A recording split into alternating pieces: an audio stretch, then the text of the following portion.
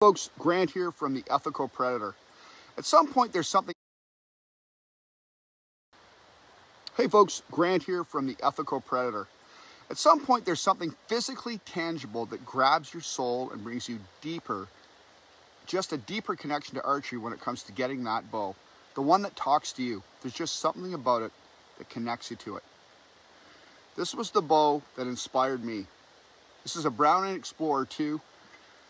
And the lines, the rosewood, and even though it's a lefty, it was my father's bow, it still is, the grip was amazing and it drew me, no pun intended, into the world of not only archery, but bow hunting. When I started, there was no traditional bow hunting. Compounds had just started to gain popularity, and they never did draw me, no pun intended again, the way Recurve bows did. And one day I was asked to help with a track of a deer, my father's friend. That day I'd hit one, and I walked with him, and he was carrying a Damon Howitt Super Diablo of the same era as this bow. And the dark laminations coupled with the phenolic overlays, it just added a mystique to that bow. And after we found the deer, both my father's Browning and that Super Diablo were lying side by side, and that was it for me. I was always into recurves, but that day a passion stirred in me and I'd never looked back. Here's some points to remember when looking at longbows versus recurve bows.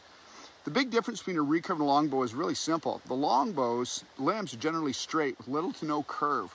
You know, you can get some ASLs, American semi-longbows that are, you know, string follows and that kind of thing, but the string does not touch the limb on a longbow. Generally, recurves have an edge in speed over longbows, but I must say that when it comes to traditional archery and bow hunting, it's just not about speed. My fastest recurve is a Damon Howitt Hunter at 62 pounds, and it spits an arrow at around 190 feet per second. That's pretty slow by wheel bow comparisons.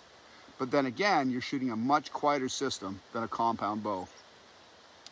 I will say, being a recurve guy, I admit the majority of longbows I've shot as well have been smoother drawing with little to no stack compared to the recurves I've shot over the last 50 years. Longbows are quieter, certainly, than recurves in general, simply because the string returns after the arrow is released, it doesn't contact the limb the way the string in a recurve bow sits on a limb. When it comes to bow selection with anything, it's really the individual's choice and what works for them. This is a theme that repeats itself with traditional archery. And hey, I know a lot of folks that own a lot of bows and they shoot both types of bows regularly. For more traditional bow hunting tips, check out our newsletter in our bio, comment below, and let us know what your favorite bow is, recurve or longbow.